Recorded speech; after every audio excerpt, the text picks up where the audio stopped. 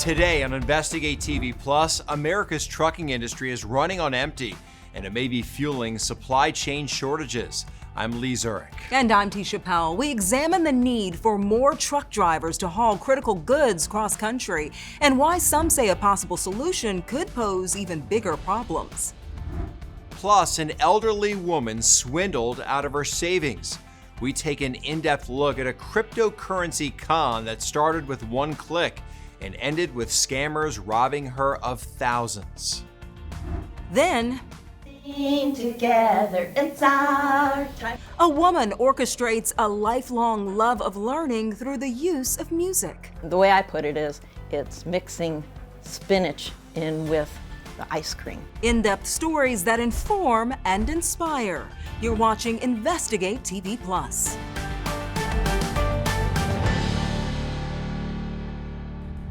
Groceries on shelves, fuel at gas stations, the clothes in stores all couldn't get there without truck drivers hitting the roads. The American Trucking Association says trucks move more than 72% of freight transported across the United States. And that same group warns we're at risk of sparse store shelves because we face a lack of commercial truck drivers. But an industry expert we spoke to questions if there really is a shortage at all and has concerns with one possible solution.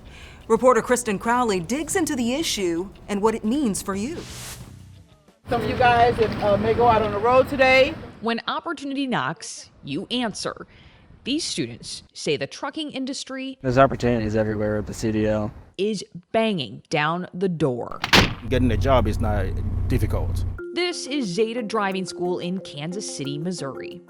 How many students that you see have jobs lined up out the gate when they graduate? Pretty much all of our students have been placed. A commercial driver's license, or CDL, means you can drive a bus, a waste management vehicle, and semi-trucks. Trucking industry is a major bloodline for the country. Site manager James Laws says plenty are interested in the school's 45-day CDL program. At the moment, we're looking at an average of at least 1,500 a year that we see pass through our doors.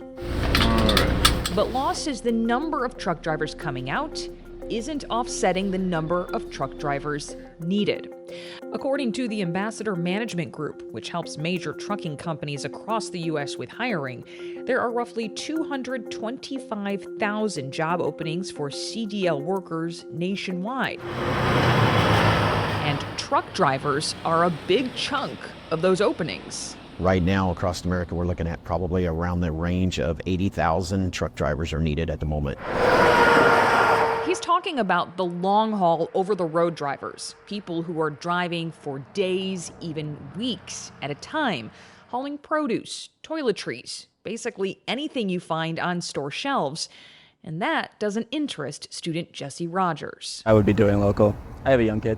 You didn't want to do cross-country travel? No. The American Trucking Association says it's a big problem. I'm not going to give anybody the impression that freight is sitting there, food's not rotting. But if we don't change things and we get to much higher levels of a driver shortage, those sorts of things could start to happen. Bob Costello is chief economist for the American Trucking Associations. He says the trucking industry has a smaller pool of candidates to pick from because it has strict criteria on who it can hire. Age requirement, drug testing requirement, commercial driver's license requirement, and time away from home. I'm sorry, it's not the same. That's why the ATA is looking at potential legislation to help expand that hiring pool. The Federal Motor Carrier Safety Administration is running a pilot program allowing CDL drivers between 18 and 20 years old to drive trucks across state lines. Right now, you must be 21 to do that. Some members in Congress want this to be permanent and are backing the Ceasing Age-Based Trucking Restrictions Act. But the proposal isn't without controversy. Do we need teenage interstate truck drivers to alleviate the driver shortage? No, I don't think so. Stephen Burks is a professor of economics at University of Minnesota Morris. He's also a former semi-truck driver. He says lowering the long-haul trucking age to 18, 19, and 20-year-olds is risky because the younger the driver, typically the more unsafe they are behind the wheel. But Burks doesn't just disagree with that plan. He disagrees there's a long-term trucking shortage at all. There are normal market fluctuations in this part of the business, but there's not a long-term shortage. Burks released a study with 3 other colleagues saying the trucking industry is like other blue-collar market jobs. When demand and pay go up, more people apply. When they drop, so do the workers. But there's one difference. Turnover, he says, is higher for long-distance trucking. From the perspective of managers in this part of the business, because they're always losing drivers and they're always hiring drivers, sometimes at a higher rate, sometimes at a lower rate, but never stopping, they perceive a shortage. But economically speaking, there is none. He agrees with the ATA that right now there is a need for more long-haul truck drivers, but he says research shows it's temporary. The first claims of driver shortage started appearing, and the first paper analyzing this for the ATA is dated in 1987. So for almost 40 years, there have been claims that we're going to face a long-term truck driver shortage. No, that we do. We face it. And it'll happen just over the horizon. Of course, the horizon keeps moving out. And there are short-term shortages. They happen, but they get resolved in 6 months to a year and a half. Maybe we shouldn't forecast it, because what I'm saying is the way where we are right here, right now, today, if things do not change from that, that's where we could be in 10 years. And Costello says the ATA isn't pushing for younger drivers just yet. We would love to see this program be successful so we can get the data, right? Does the data show that with a lot more technology on the truck and a lot more training, with all of that, can an 18, 19, or 20-year-old safely operate a truck? While both sides disagree about the issue, there's one thing they all agree on. The trucking industry is crucial for the U.S. economy. The less truck drivers there are, the less trucks there are rolling down the road, supplying you with all the goods you need. And shortage or not, there is always a need for truck drivers. The Safe Driver Apprenticeship Pilot Program allows up to 3,000 apprentices, but after 1 year, only 80 drivers are taking part. The ATA says they'd like to see more people join so they can get the best data possible. The program is approved to last 3 years. Still to come, cleansers, tonics, and creams. More tween girls are being influenced by social media to spend money on their skincare routine. They want to go shopping at, Sephora or Ulta or whatever it may be, to check out new products all the time. We examine the potential risks some of those pricey products pose to young faces and show you the alternatives. But first, an elderly woman clicked a pop-up security warning on her computer. Said to call this number. And got drawn into a frightening scam. It's devastating. I went to a very dark place. An in-depth look at the cryptocurrency con that nearly cost her everything. You can watch Investigate TV Plus anytime streaming online. Get the app for Roku, Amazon Fire TV, and Apple TV. They're free to download.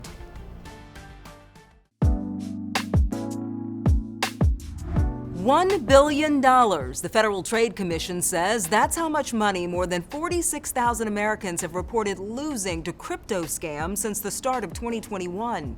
Since cryptocurrency payments do not come with any legal protections or government assurances, the experts we spoke to say crypto scams are especially attractive for thieves. We'll give insight into how scammers try to steal your money using crypto, like Bitcoin, coming up. But first, reporter Susan Campbell goes in-depth with a woman who lost hundreds of thousands of dollars after she responded to a pop-up alert on her computer. Friday, 7:15. You're working on it. Don't mess up the things. The phone calls were incessant. Ma'am, this is David. Really want to talk to you, ma'am. And sometimes threatening. So don't do anything wrong. This is the middle of a scam that started with a pop-up message on a laptop that appeared to be a security alert. Said to call this number. Sue, who asked us to just use her middle name, called. He says, somebody's trying to take $14,500 out of your account. He says, but we got to secure the rest of your money. So he had me go down, withdraw the money, $14,500, and go put it in a Bitcoin machine. So that's what I did. Had you ever heard of a Bitcoin machine before? No, I knew nothing about Bitcoin machines. Every day for 13 days, Sue deposited more money into Bitcoin ATMs at convenience stores. Why did you do this over so many days? Because I believed him. I believed him. I really thought, okay, somebody's trying to, take this money out. I got to secure all this money. All the money went into my wallet, but I never got the money. He took it. It wasn't really your wallet. It was up. I don't know where it went. The bankers tried to stop you? Yes. But I believed him because he said that they were going to try to do that. He told me not to say nothing to nobody. He said my phone, my computer, everything was hacked to where I didn't talk to anybody about, I didn't tell anybody about it, not even my son. How much money did you lose? $204,000. What does the loss of $204,000 mean? It's devastating. I went to a very dark place. Sue kept her secret for months, just like so many people who've been tricked by elaborate scams. With these crypto scams, they're not looking for a few $1,000s. They're looking for a few $100,000. They will tell you to go down to a local Bitcoin ATM. They'll give you the QR code, the quick response code. So all you have to do is walk in there, scan the little code, and start putting cash into the ATM. And it's actually really simple. And you think you have control over your money, but you don't. Brian Watson is a retired special agent for IRS criminal investigation and now works with a nonprofit called ROSE, which stands for Resources and Outreach to Safeguard the Elderly. Time is your friend. You've got to stop. You may have to hang up on these people. You may have to delete an email. You may have to turn your computer off. But don't react quickly. Go get a second opinion. Have you told your son now? Oh, yeah, he knows. And I've got 2 friends that know, and that's it. My family have no idea, that it happened. Yeah, I'm just embarrassed. I really am. And people will say I'm a victim, but I got to be a survivor. I got to be a survivor. It's worth repeating. If a message appears on your screen or you get an alert on your phone, don't click that link, don't call that number. If you have concerns about your money, look up the bank's real phone number and call directly. In Phoenix, I'm Susan Campbell. The FTC says scammers are always finding new ways to steal your money using cryptocurrency. To steer clear of a crypto con, here's some things you need to know. Only scammers demand payment in cryptocurrency. No legitimate business is going to demand you send crypto in advance. Don't trust people who promise you can quickly and easily make money in the crypto markets. And never mix online dating and investment advice. Still to come, her method of teaching strikes a chord with parents and kids. It's fun to have their child be a child. How she was inspired to make music an instrumental part of their lives. First, is it a healthy habit or skincare scheme? More young girls are drawn to pricey beauty products and potions. We talk with experts about the possible risk and benefits to young skin. Our in-depth coverage continues. You can get connected to InvestigateTV Plus on all social media platforms.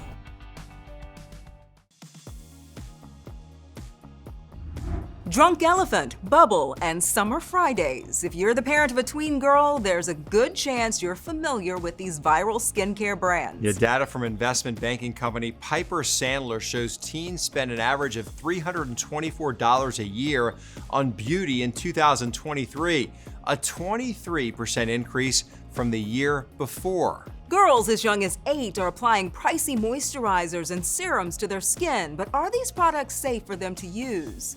Reporter Jen Pachano has the key ingredients parents need to look for. We are rapidly seeing younger and younger patients coming in asking what skincare products they should be using. Jess Larkin, a medical aesthetic nurse, says this time last year they were seeing next to nothing when it came to an interest or demand for skincare among tweens. But she says these young girls are seeing skincare routines shared on social media, influencers spreading recommendations like wildfire, adding products to their vanities like status symbols. Like, I'm interested because, like, you know, like my friends have a lot of it, and it's kind of just fun to use skincare.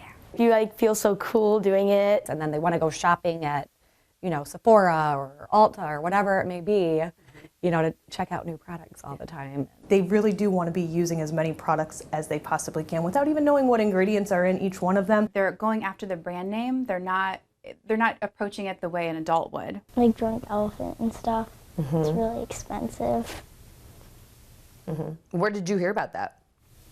My other friends. Ruth Barnum and Lara Claxton have 3 tween daughters between them. They're overwhelmed at the price of these new must-haves and the time it takes to investigate them. When you learn about the new brands that I've never heard of before, and then it's like a whole Google project to see, is it safe? Is it like, how much does it cost? Where do I get it? You know, should we be using it in the first place? Me and my mom were talking last night, and I was like, hey, there's this bubble toner that I want. And she's like, oh gosh, you don't need that at your age. I'm like, we're not spending more on your skin than mine right now. Larkin says a lot of these trendy products have aggressive acids in them. They're intended for more mature skin to increase cell turnover and exfoliation, something young skin doesn't need. It could be very damaging. It could cause skin barrier disruption, which can lead to rashes, irritation, acne, blemishes, and it really could lead to long-term signs of aging from this overexfoliation that a lot of tweens are doing without even knowing. When you examine the labels of these skincare products, here's what parents need to look out for. Tweens should avoid retinols, anything anti-aging, antioxidants, salicylic acid, benzoyl peroxide, and ingredients like lactic acid, and anything that says exfoliating should be avoided unless a skin specialist deems it necessary. The goal should be they don't need all of these expensive products that they might consider in the future. These parents agree there is a silver lining to this new tween skincare craze. Things like wearing sunscreen is great, and then maybe she can not deal with some of the stuff that I deal with at this age. Dermatologists say a broad-spectrum sunscreen with an SPF of at least 30 not only prevents sunburn, but it also decreases the risk for skin cancers down the line. They also say a simple skincare routine is best for young skin.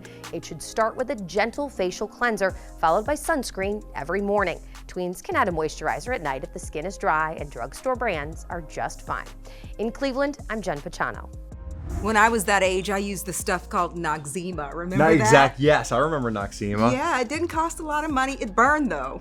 My 13-year-old, that story is for her. Yeah. I need to get her to watch that. She's got me on a skincare routine because she sees all these things. And well, your skin looks really good. Thank you. Though. I guess she does a good job with my skin. I hope she's not damaging hers. I'm going to take a look at what's in her cabinet now. Yeah. All right, up next, a woman inspired to change the way young children learn and play.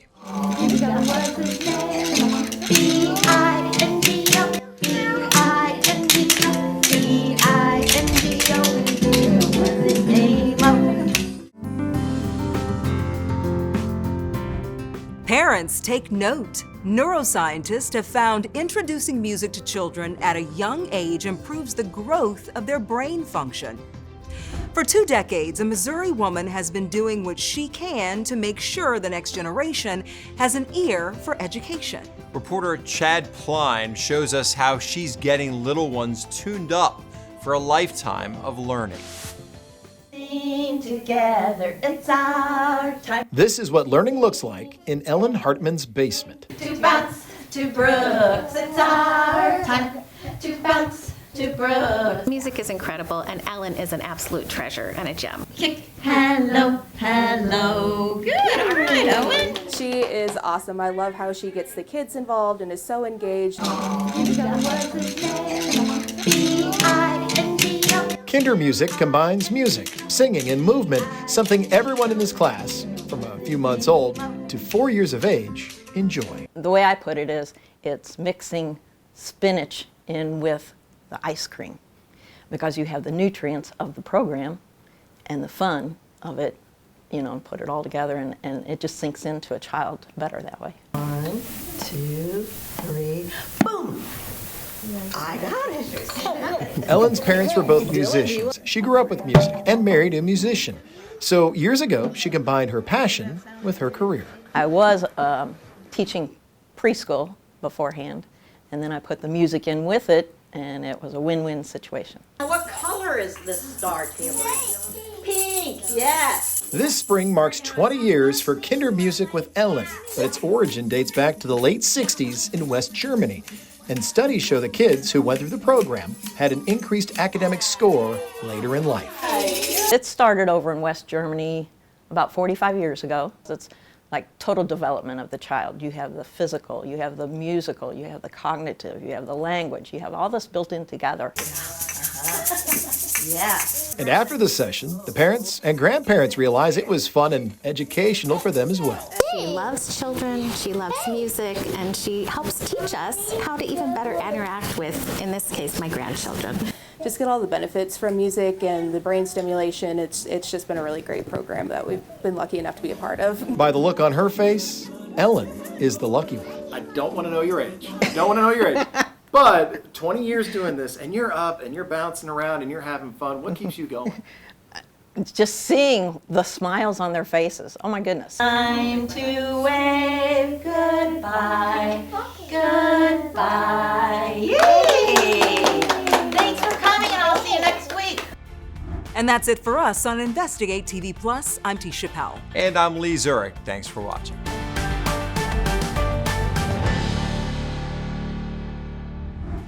Next time on Investigate TV Plus, a seemingly harmless toy. I'm shielding my eyes with the glare shield. If I was up, it would be blinding. Poses a serious threat in the sky. You've lost your night vision when that happens. What's behind a rise in laser strikes on aircraft, and a blinding demonstration gives new perspective on the danger.